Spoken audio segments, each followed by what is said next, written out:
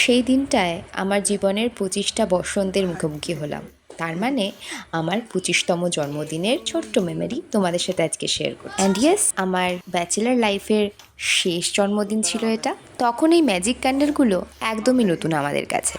সবে সবে আমরা পরিচিত হচ্ছি এগুলোর সঙ্গে। একেবারেই ঘরোয়াভাবে অনুষ্ঠিত হলেও আমার জন্মবর্ষের এই রজত জয়ন্তী পালন উপলক্ষে আমার হবু বরমশাই এসেছিলেন আমাকে কেক নিয়ে সারপ্রাইজ দিতে। And that was so special.